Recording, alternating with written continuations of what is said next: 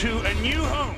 He has promised to send... History Channel's The Bible was one of the biggest TV shows this past year. Now it looks like Hollywood is set to cash in on Jesus Christ in the new year. Founder of NerdTears.com and Fox News contributor Kevin McCarthy joins us this morning. Hey, Kevin. Happy New Year, Good morning, man. Clayton, Mike, and Juliet. I hope you had a very, very good Christmas. Thank you so much for having me on the show We today. did. Merry Always an honor Christmas to be you. here.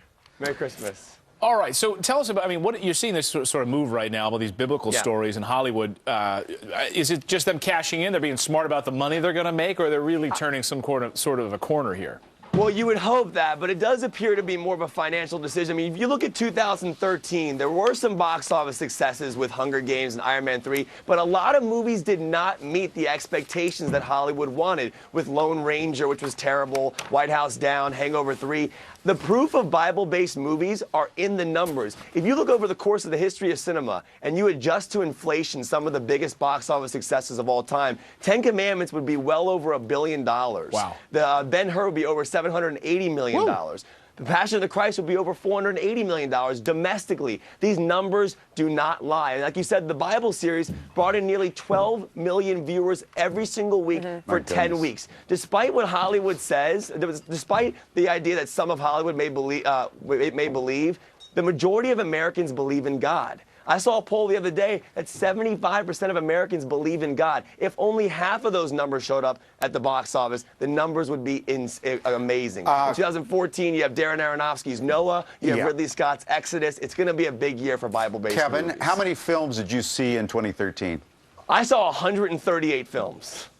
138 films. And I only gave 4 5 out of 5 ratings. Gravity, Captain Phillips, The Wolf of Wall Street, and Saving Mr. Banks. So these are your top 5 best movies of the year, and one of them is out for rent right now, and I've been still meaning to get this, but want to watch this. The Way, Way Back you chose as one of your best films this year. This film is a beautiful coming-of-age story. It's a perfect blend of comedy and drama. I highly recommend it. They actually made you hate Steve Carell. He plays a despicable character in this film, no pun intended. He's fantastic in the movie. Sam Rockwell's brilliant as well. He deserves an Academy Award nomination. I love this film. It's from the writers of The Descendants. Highly recommend checking it out. All right, how about Captain Phillips? I know that there's a really interesting story behind the movie because they got all these Yemeni guys, these non-actors.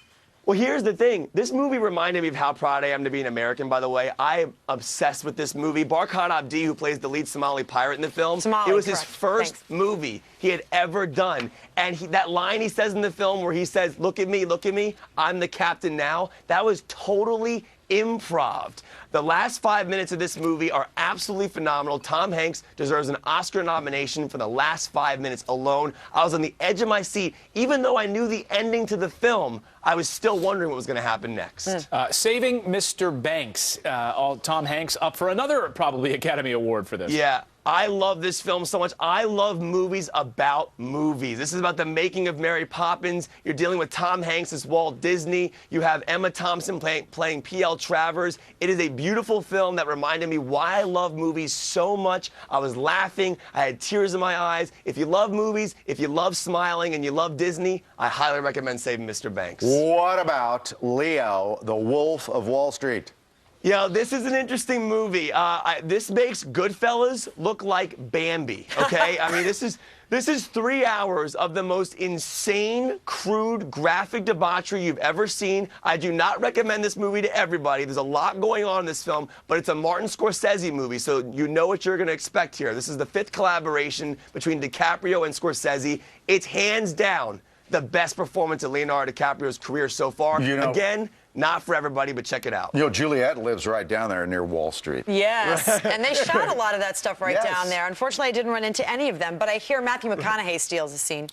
Yeah, he's amazing in the film. And Kevin, one of my favorite, one of the only movies I got to see this year, is Gravity, and you have that as your #1 movie this year. Cinematic masterpiece that changes the game of filmmaking and elevates the art form. It's a technical and emotional masterpiece.